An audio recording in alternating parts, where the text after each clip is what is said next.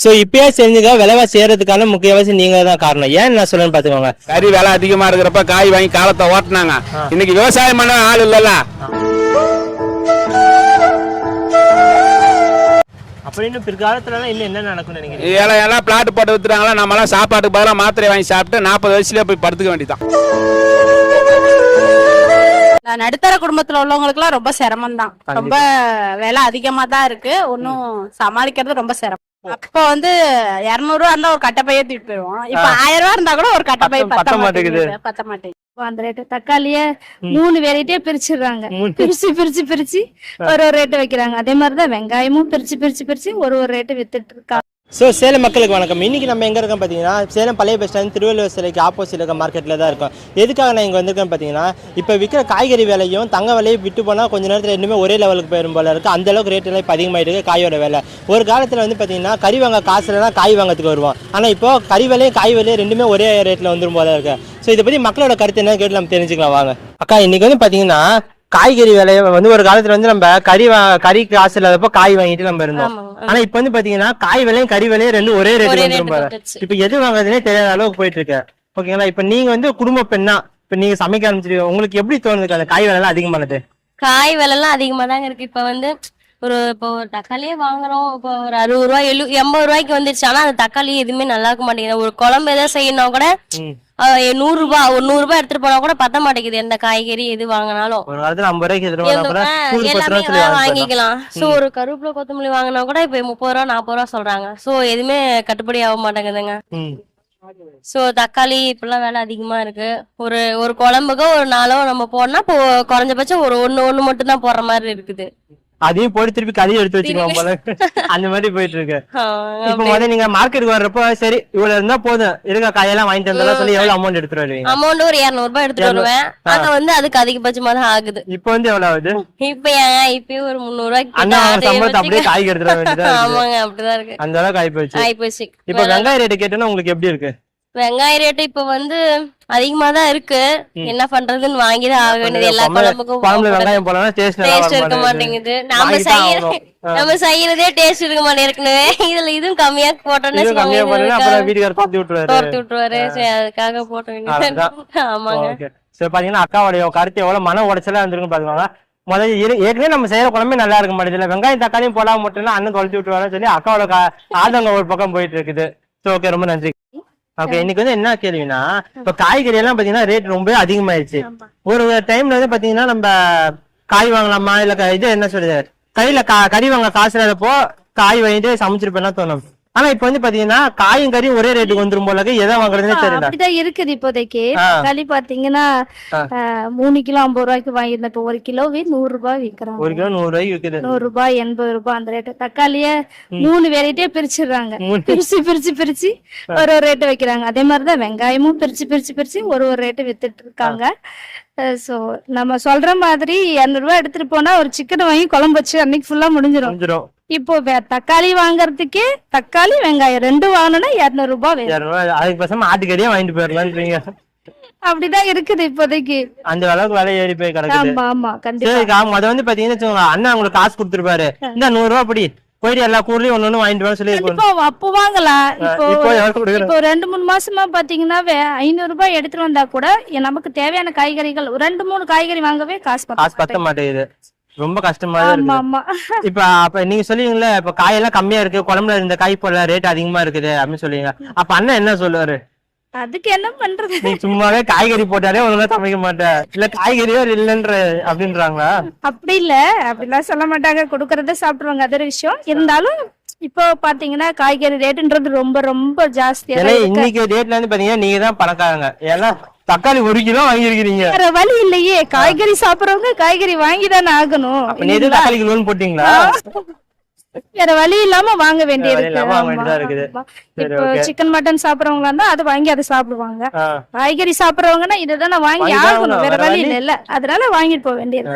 இப்ப எல்லாம் யோசிப்பாங்க வேண்டா வெஜிடேரியனுக்கு நம்ம மாறணும் அப்படின்னு சொல்ற அளவுக்கு யோசிப்பாங்க.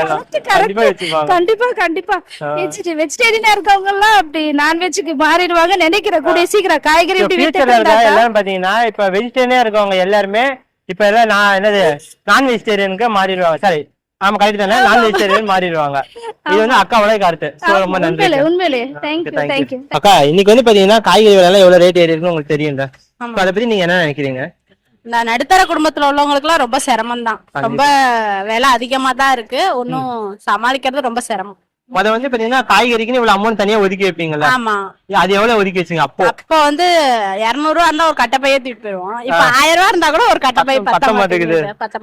இதை பத்தி அண்ணன் என்ன சொல்றாரு? என்னம்மா அப்பெல்லாம் வெறும் 200 ரூபா கொடுத்தா எல்லாம் காய் வாங்கிட்டு வந்துச்சுடா, 1000 ரூபா கொடுத்தா அவரே தானே பாக்குறாரு. அதனால நீங்க வாங்க வந்து கூட்டு வந்தீங்க. கையோட கூட்டு வந்துட்டோம். அவர் பாப்பாரு. ஓ அவ்வளவுதான். இப்ப வந்து வெங்காய ரேட் வந்து இவ்வளவு ஆயிருக்கா, நீங்க என்ன நினைக்கிறீங்க? இப்ப வெங்காயம் வாங்க போலான்னு பாக்குறீங்களா இல்ல தங்கம் வாங்க போலான்னு பாக்குறீங்களா?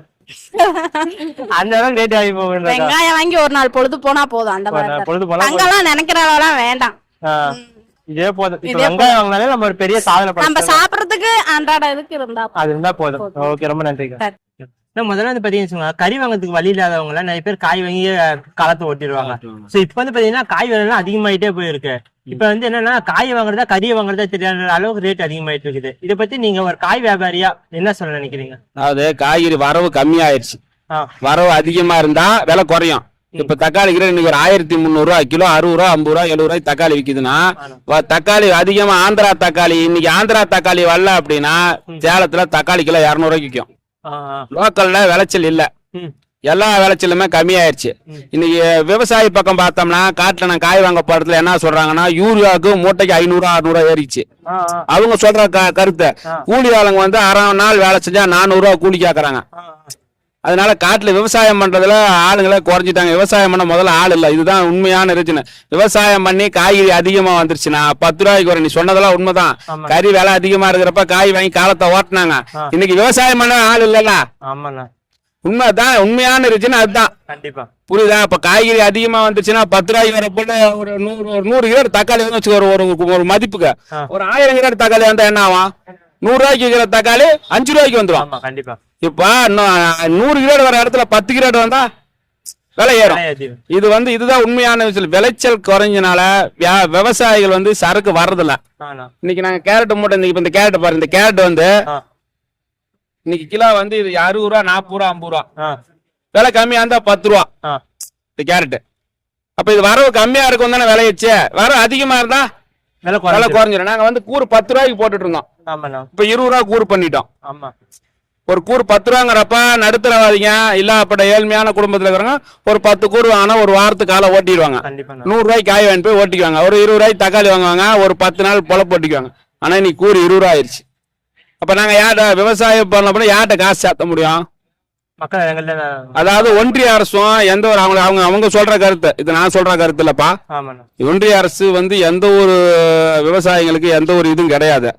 எது விலைவாசி ஏறினாலும் சரி அவங்களுக்கு எந்த பிரயோஜனமும் இல்ல. காட்டுல எல்லாம் விவசாயம் பண்ணி விளைச்சல் வந்தா தானே சம்பாதிப்பான் பாவம். கண்டிப்பா 10 மூட்டை கத்திரிக்காய் வந்தா 10 ரூபா அவனுக்கு லாபம் வரும். 5 மூட்டை கத்திரிக்காய் வந்தா மருந்து அடிச்ச கூலி, ஆளு கூலி, அவன் செஞ்ச உழைப்பு வீணா போச்சுல. இது காரணம் என்ன நினைக்கிறேன்? இப்ப விவசாயம் இல்ல. உண்மையான 90% உண்மையான கருத்து விவசாயம் கிடையாது. இதுதான் உண்மையான விலை ஏறதுக்கு காரணம். வரவு இருந்தால் விலை குறையும். கண்டிப்பா. விவசாயம் இல்லைன்னா எப்படி காய்கறி வரும் அப்படின்னு பிற்காலத்துல இன்னும் என்ன நடக்கும் நினைக்கிறீங்க? பிளாட் போட்டு வித்துறாங்களா, நம்ம எல்லாம் சாப்பாட்டுக்கு பதிலாக மாத்திரை வாங்கி சாப்பிட்டு 40 வயசுல போய் படுத்துக்க வேண்டியதான். களி வெங்காயம் ஒரு விலை வித்துருந்தாங்க, கம்மியா வித்துருந்தாங்க. அதெல்லாம் இப்ப வந்து 2-3 மாசத்துக்கு முன்னாடி 2-3 மாசத்துக்கு முன்னாடி. இப்பெல்லாம் 1800 ரூபா வரைக்கும் வருது தக்காளி. 1800 ரூபா ஒரு கிரேடா? ஆமா.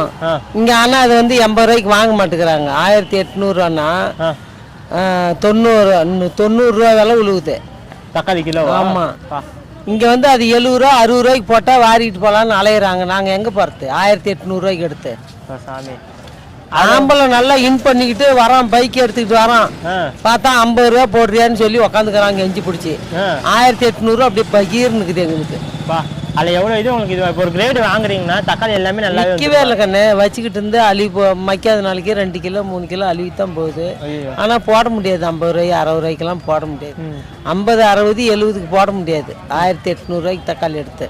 இப்போ உங்க தக்காளி வாங்கினா ஒரு கிரேடு வாங்குறீங்களா? அந்த கிரேட்ல வந்து எல்லா தக்காளியுமே நல்லாவே வந்துருமா? இல்ல இல்ல, இந்த இன்னைக்கெல்லாம் நாசமா போனவங்கிட்ட தக்காளி 5 கிரேடு ஆ 10 ரூபாய்க்கு உதவாது. ஆ சவுண்டு விட்டான், போமா உன்னை எடுக்க வேணான்னு சொன்னேன். எங்கடா இந்த சவுண்டெல்லாம் விடாதுறான்னு அவனை திட்டிவிட்டேன். ஆ நாங்கள் பாரு அதை தக்காளிலாம் பாரு எப்படி இருக்குதுன்னு. ஆ கிரேடே நீ வாங்க மாட்டேன்னு எடுத்தா போனே, தக்காளி எடுத்தாடா அண்ணன் 2 ஆ ஆ கிரேடே நீ வாங்க முடியாத தூக்கெல்லாம் ஆத்தல சொல்லிட்டு எஞ்சி போடுவேன். ஆ. என் பணமெல்லாம் போய்க்குது 4000 ரூபா நஷ்டம்னு ஆ. அவனை பிடிச்சி இழுத்துக்கிட்டே வந்தேன். வா காட்டுன்னு வந்தான். வந்து பார்த்துட்டு ம். கையில் 2000 ரூபாய்க்கு கொடுத்துட்டு அப்புறம் தக்காளி எனக்கு 4000த்தையும் கொடுறான்னு தக்காளி எடுத்துக்கிட்டே போனேன். ஆ ஆ எவ்வளோ 13,000த்துக்கு எடுத்தேன். ஆ ஆ 13,000த்துக்கு எடுத்து 4000 5000 போயிடும். ஐயோ அப்புறம் கையில் 2000த்துக்கு கொடுத்துட்டு விலை கட்டி நாளைக்கு பேசிக்கலாம் அப்படின்னு விட்டு போய்க்கிறான். ஸோ இப்பயே தெரிஞ்சுக்க விலைவாசி ஏறதுக்கான முக்கியவாசி நீங்கள் தான் காரணம். ஏன் நான் சொல்லுன்னு பார்த்துக்கோங்க. ஏன்னா விவசாயம் எவ்வளோ அழியுதுன்றதுக்கான எடுத்துக்காட்டு தாங்க. விவசாயம் ஏற ஏற ஏற பார்த்தீங்கன்னா நம்ம விலைவாசியும் நமக்கு குறைவாக தான் கிடைக்கும். இப்போ விவசாயிங்க அழிய வந்து பார்த்தீங்கன்னா நமக்கு விலைவாசி அதிகமாகிட்டே தான் இருக்கும். இனிமேலாச்சும் விவசாயிங்களுக்கு ஒரு பக்கபலமாக இருக்கிறதுக்கு வழியை பாருங்கள். நன்றி.